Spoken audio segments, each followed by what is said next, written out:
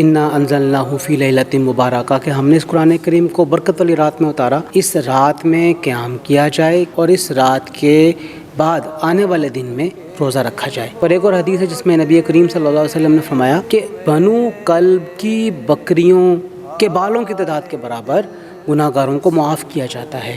اپنے آپ کو اللہ کی بارگاہ میں پیش کر کے اپنے گناہوں کو معافی کروانے کی رات ہے، نوافل ادا کریں۔ صلاۃ الخیر بڑی مقبول ہے اس رات کے لیے، جو کرنا ہے انتہائی خلوص دل کے ساتھ کریں۔ اس کو سنائیں۔ السلام علیکم، آپ دیکھ رہے ہیں اوصاف ڈیجیٹل، میں ہوں زبیر امان۔ ناظرین، آج شب برات ہے۔ یہ وہ رات ہے جب ہمارے نامہ اعمال ہمارے اللہ کے حضور پیش کیے جاتے ہیں۔ اس رات میں ہماری زندگی و موت کا فیصلہ کیا جاتا ہے، رزق کا فیصلہ کیا جاتا ہے، تقدیر کا، قسمت کا۔ یہ رات کتنی افضل ہے۔ اس وقت میرے ساتھ حضرت علامہ ڈاکٹر راغب نعیمی صاحب موجود ہیں، تو آئیے ان سے جانتے ہیں۔ سر، پہلے تو میں آپ کا شکریہ ادا کرنا چاہوں گا کہ آپ نے ہمیں اپنے قیمتی وقت میں سے کچھ وقت دیا۔ جی، بسم اللہ الرحمن الرحیم، بہت شکریہ آپ کا۔ جب ہم اس رات کے حوالے سے بات کرتے ہیں اور شبان معظم کی 15ویں رات کے حوالے سے، تو تصور پیش کیا گیا ہے قرآن کریم میں، سورہ دخان میں، انا انزلناہ فی لیلۃ مبارکہ کہ ہم نے اس قرآن کریم کو برکت والی رات میں اتارا۔ اور مفسرین کی ایک جماعت اس بات کو بیان کرتی ہے کہ یہ رات در حقیقت 14 اور 15 تاریخ کے درمیانی رات ہے۔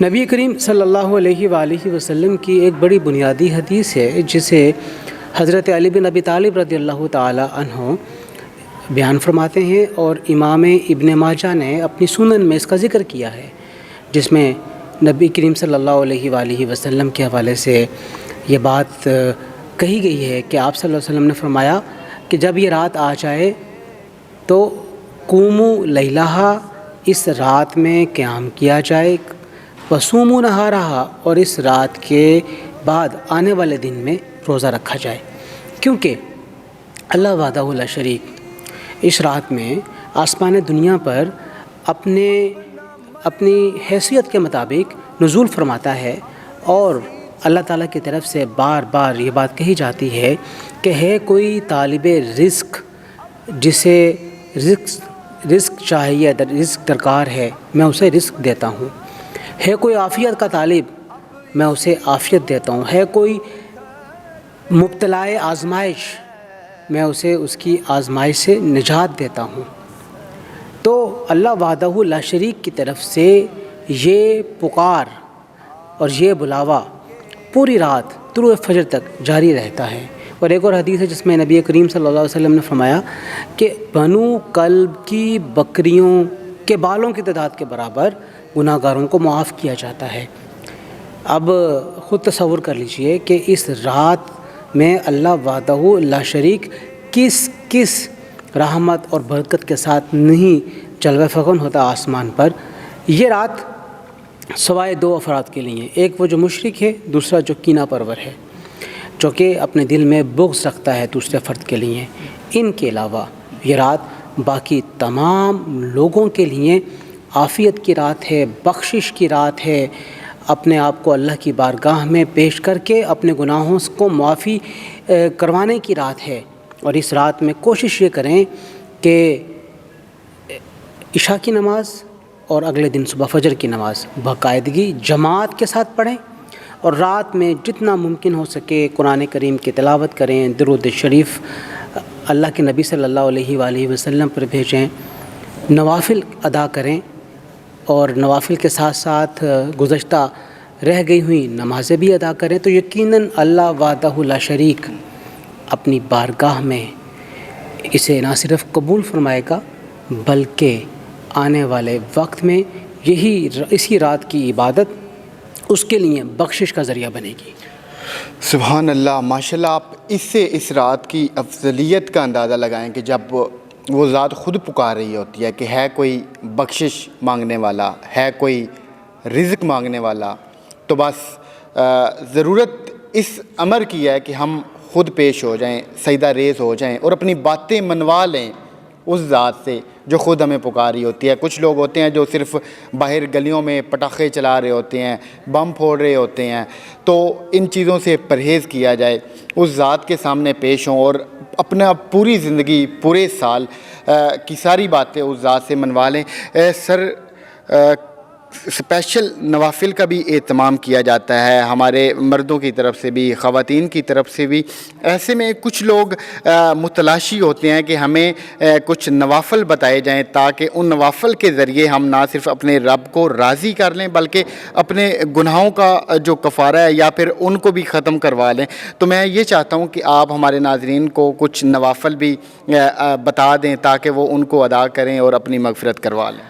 دیکھیے, مختلف بزرگان دین سے مختلف نوافل منقول ہیں. صلاۃ الخیر بڑی مقبول ہے اس رات کے لیے کہ 100 رکعت نماز ادا کی جائے 2 رکعت کر کے, اور ہر رکعت میں 10 بار سورہ اخلاص یعنی قل هو اللہ احد اس کی تلاوت کی جائے. اس طرح 1000 بار سورہ اخلاص کی تلاوت ہوگی, بڑی مشہور ہے یہ. اس کے علاوہ دیگر نوافل ہیں, اور آپ تصوف کی کتب کو آپ اٹھا کے دیکھ لیجئے, بڑی تفصیل کے ساتھ ان نوافل کی کیفیات کو بیان کیا گیا ہے.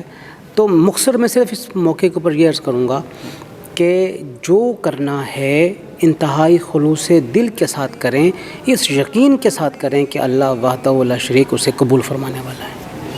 جزاک اللہ. سر آپ کا ٹائم انتہائی قیمتی ہے. بس ایک آخری سوال کہ بیری کے پتوں کا ذکر بڑا کیا جاتا ہے, کچھ اس حوالہ سے بھی ہمیں بتا دیں.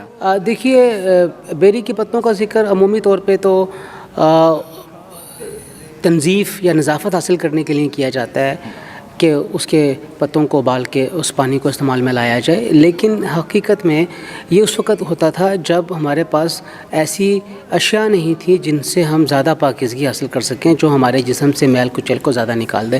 اب اگر ہمارے پاس سوپ صابن موجود ہے تو پھر بیری سے پتوں کی کوئی جسٹیفیکیشن باقی نہیں رہتی ہے, اور اس کو اس سینس میں نہ لیا جائے کہ یہ کرنا فرض ہے. فرض نہیں ہے یہ. سر آپ کا بہت شکریہ.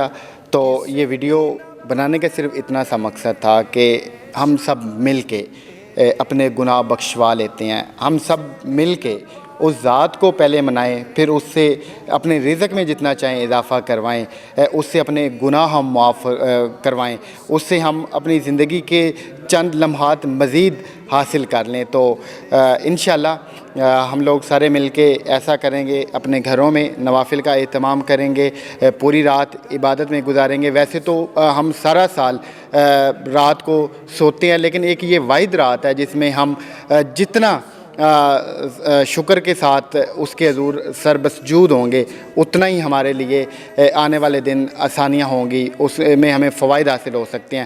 تو ملتے ہیں کسی اور ویڈیو میں, تب تک اپنی دعا میں ہمیں بھی یاد رکھیے گا. اللہ حافظ. چپ کر کے بھی بہ نہیں ہو سکتا.